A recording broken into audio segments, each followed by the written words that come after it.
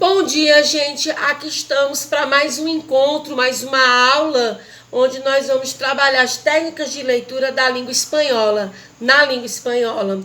Bom, a leitura e interpretação de texto sempre cai nas provas do Enem, não é isso? E nós temos que entender que quando o texto é em uma língua diferente da nossa língua materna, nós temos que ter uma cautela, temos que tomar muito cuidado para que não possamos cair em algumas armadilhas, como acontece do caso, por exemplo, dos falsos cognatos, que no espanhol também são conhecidos como os heterossemânticos, substantivos heterossemânticos. Lembrando para vocês das divergências léxicas, que são divididas em heterossemânticos, heterotônicos, heterográficos, não é isso? E heterogenéricos. Vamos lá, heterogenérico, quando o gênero muda de uma língua para outra. Um exemplo, o sangue no português, la sangre em espanhol. Heterotônico, quando você muda a sílaba tônica. Um exemplo, nostalgia no português, no espanhol, nostalgia. Heterográficos, que mudam a grafia. Acidente no português, no espanhol, accidente. Estabelecer, estabelecer.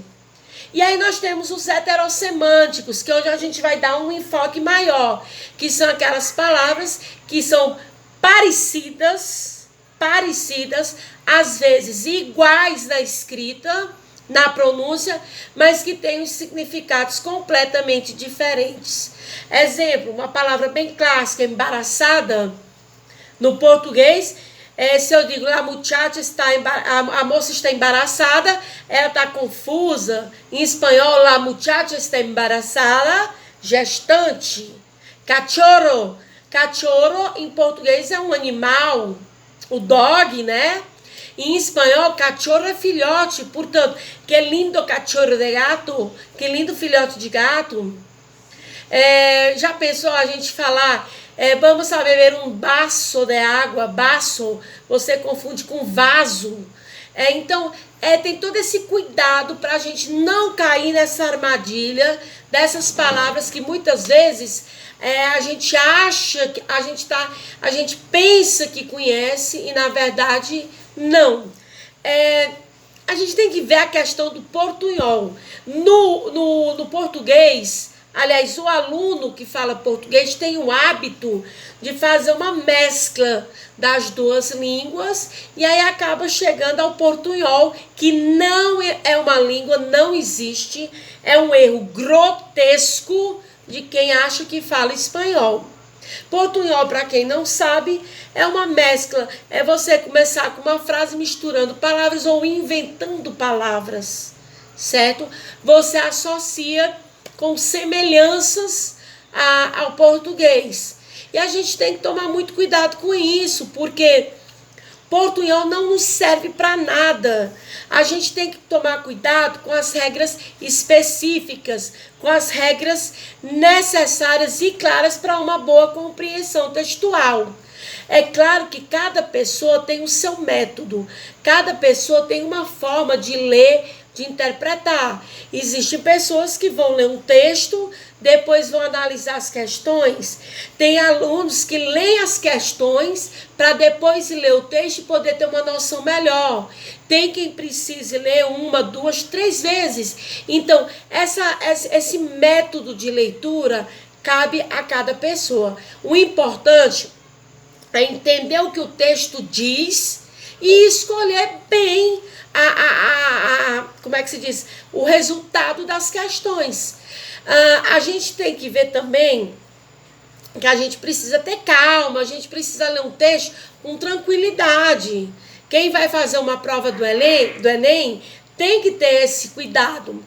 A gente precisa observar alguns detalhes, como os tempos verbais. Se o texto está relacionado ao presente, ao pretérito, ao futuro, temos que observar os modos verbais. Eu bato muito nessa tecla dos modos e dos tempos, porque eles vão identificar o período e a veracidade do que está sendo trabalhado.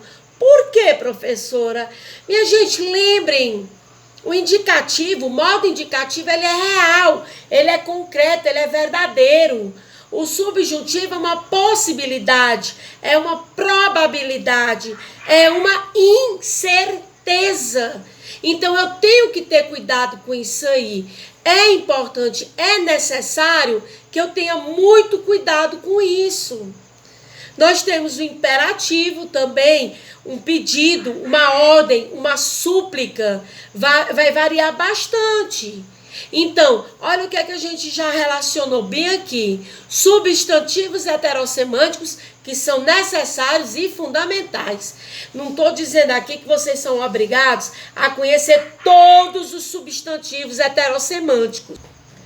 Então, essa questão é necessária. Vocês precisam ter esse domínio. Heterossemânticos, os tempos verbais, os modos verbais. A gente também tem que conhecer bem conteúdos gramaticais, como os pronomes pessoais. Uma coisa que é fundamental, grau de formalidade, de informalidade. Lembre que no espanhol nós temos 2 pronomes pessoais, que é o tu e o usted. O tu, ele é informal. Ele é utilizado em vínculos de muita intimidade, amigos próximos, familiares. Já o usted, ele é utilizado num contexto completamente formal. Lembrem, inclusive, que a tradução do pronome usted é você, senhor e senhora. Não esqueçam disso. E é claro que se o contexto que a gente for utilizar, o que a gente for observar no texto, ele é informal, os verbos vão estar conjugados na segunda pessoa do singular, tu. Se o contexto for formal, esses verbos vão ser conjugados na terceira pessoa do singular por conta do usted. Então, isso é necessário. Lembrem que no espanhol nós temos o sinal de interrogação no início e no final. É aquele sinal que vocês costumam dizer de cabeça para baixo. É o caso da exclamação. Exclamação inicial e exclamação final. Certo? Lembremos que temos que ter um embasamento muito bom com relação ao conhecimento de conjunções. Então, lembrem que lá no inglês a gente vê aquela questão do scanning. É a mesma coisa no espanhol. É quando você faz uma leitura mais focada àquilo que você conhece, aos conteúdos gramaticais, às palavras cognatas, aos falsos cognatos. E lembre que nós temos aquele skimming, não é isso? Que no espanhol é a mesma coisa. O que vai ser o skimming? É você pegar um texto em espanhol e identificar o título, que vai ajudar muito. Às vezes você pode não entender algumas palavras, mas pelo título você tem um embasamento. A fonte de onde foi tirado esse texto, certo? O autor desse texto, ou dessa reportagem, dessa obra, vai variar muito. Palavras em negrito, palavras em itálico, palavras sublinhadas, certo? Números, dados, palavras entre aspas. Tudo isso aí é importante para você poder entender. E cuidado, não se deixem levar pelas aparências das palavras. No espanhol, nem tudo que parece é igual ao português.